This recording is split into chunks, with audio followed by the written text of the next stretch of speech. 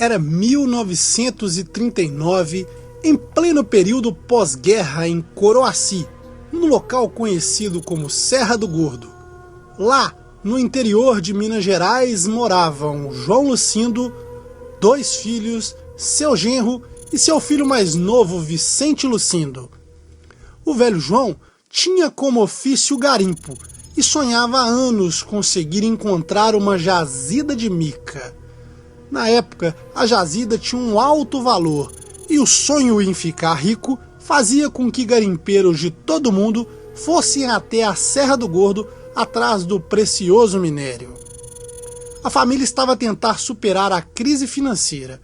Os recursos haviam se esgotado e, após tanto tempo de busca, o sonho desta família estava cada dia mais distante.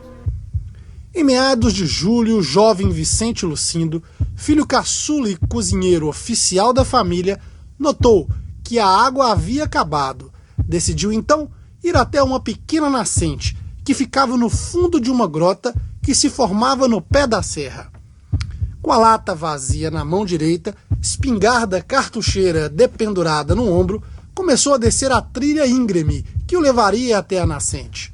Acostumado a caçar desde criança, Vicente Lucindo tinha um ouvido treinado para diferenciar os sons à sua volta, e os olhos prontos para definir rastros de animais que surgiam nas imediações da barraca de pau a pique da família. Com a chegada da noite, e após vários minutos de caminhada, Vicente Lucindo aproxima-se da nascente quando ouve um barulho que não foi capaz de identificar. Vicente então movimenta-se e olha de um lado para o outro, só que não vê nada. Decide colocar a lata no chão e se prepara para enchê-la com água, quando ouve um ruído estranho e vê uma luz entre as árvores. Como todo bom mineiro, Lucindo fica cabreiro, coloca a lata no chão e se levanta com a espingarda em posição de ataque. Ele estava apreensivo e ofegante, e qualquer coisa que se movesse levaria com certeza um tiro certeiro. Chegou a pensar que a luminosidade pudesse ser reflexos de uma grande lanterna que a maioria dos garimpeiros usavam à noite. Porém, a luminosidade aumentou, se tornando um círculo de aproximadamente 5 metros de diâmetro, em torno do cozinheiro. Ainda cabreiro, notou que, muito embora se movesse de um lado para o outro, seu corpo permanecia dentro do círculo.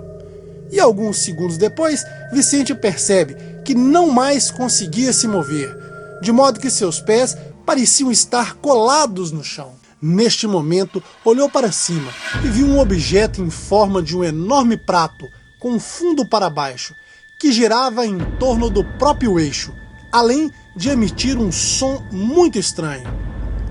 O objeto abriu uma espécie de compartimento, emitiu um raio de luz que fez com que Lucindo desviasse o olhar, e quando recobrou a visão, a seu lado apareceram 2 seres estranhos. Lucindo relata que eram homens altos de aproximadamente 1,80 m de altura e que vestiam uma espécie de malha metálica que cobria desde os pés até o pescoço. As faces pareciam muito semelhantes à de seres humanos. Num dado momento, um deles o pegou pelo braço, olhou para a escotilha da nave que o sugaram para dentro da claridade. Quando abriu os olhos, Lucindo percebeu que estava nu e dentro de um laboratório. Ao notar que Lucindo estava assustado, os seres diziam que nada de mal iria acontecer a ele e que no final ele e sua família iriam agradecê-los.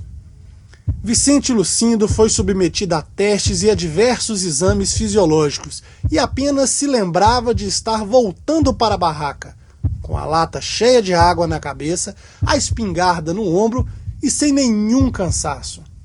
Com receio de contar à família o ocorrido e se tornar motivo de chacota, Lucindo inventou uma longa história sobre caçar uma paca.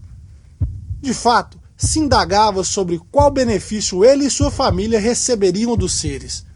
No mesmo dia, pela madrugada, Vicente Lucindo lembrou-se em sonho que os seres extraterrestres mencionaram que sua família deveria abrir um túnel do outro lado da montanha.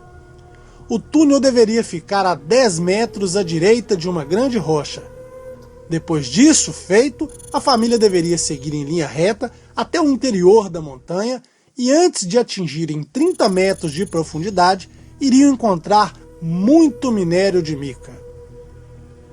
Intrigado, Lucindo decide ir ao local antes de contar a qualquer pessoa e, para sua surpresa, o encontra facilmente.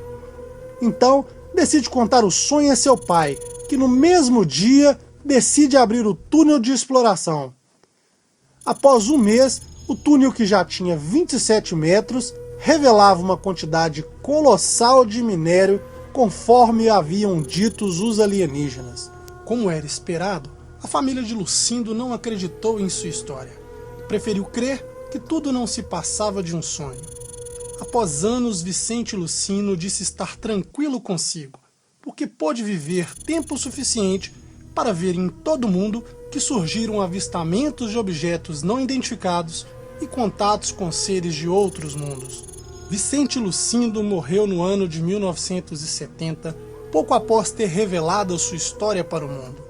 Esse caso repercutiu bastante e por 3 razões consistentes. A primeira delas é que em 1939 não se conhecia ou se falava sobre o tipo de tecnologia mencionada por Lucindo. De fato, não havia clareza ou qualquer entendimento sobre assuntos ufológicos. Em segundo, porque Vicente, já idoso, não tinha razões para revelar ao mundo a sua história, e só fez isso nos anos 50, onde pôde contar sem ser taxado de louco. E por fim, porque sua experiência se confirmou em não se tratar de uma alucinação, mas de uma abdução real, e isso há mais de meia década atrás. E para você, meu caro amigo, minha cara amiga, deixe a sua opinião, não deixe de comentar e compartilhar nas redes sociais. Este é o canal Casos Ufológicos.